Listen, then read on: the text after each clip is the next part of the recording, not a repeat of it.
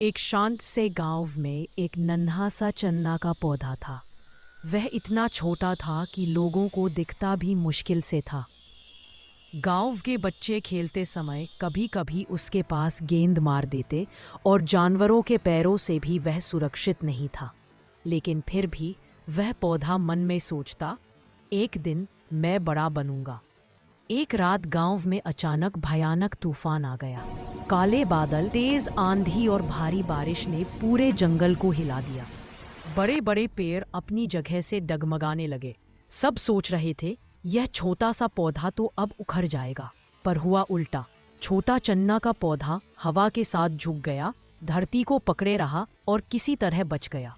सुबह जब तूफान थमा तो लोग देखकर हैरान रह गए।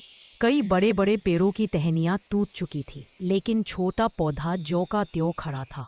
कुछ दिनों बाद एक बकरी चरते चरते उसी कोमल पौधे को खाने लगी। पौधा डर गया, वह तो अभी अभी तूफान से बचा था। तभी पास खेल रहा एक छोटा बच्चा मोहन दौड़कर आया और बोला, नहीं, इसे मत खा, यह मेरा दोस्त है। बकरी को हटाया और पौधे के चारों ओर छोटे छोटे लकड़ी के खूंटे लगाकर एक घेरा बना दिया। अब पौधा किसी जानवर या इंसान के पैरों के नीचे नहीं आने वाला था। धीरे धीरे वह पौधा बड़ा होने लगा। सूरज की रोशनी, बारिश की बूंदें और मोहन की देखभाल सब उसे मजबूत बना रहे थे।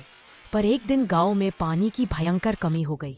खेत सूख गए, कुएं खाली हो गए और कई पेड़ मुरझाकर गिरने लगे। लेकिन चन्ना का पौधा नहीं डरा। उसकी जड़ें धीरे धीरे इतनी गहरी हो चुकी थीं कि उन्हें जमीन की नीचे की नमी मिल रही थी। उसी से वह हरियाली बनाए रखता था। गांव के बुजुर्ग आश्चर्य से कहते, सबसे छोटा था पर सबसे गहरी जड़ें इसी की हो गई।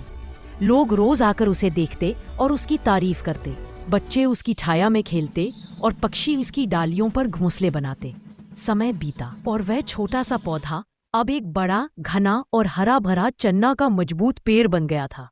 एक दिन गांव वालों ने तय किया कि पहली बड़ी पंचायत की बैठक इसी पेड़ की छाया में की जाएगी।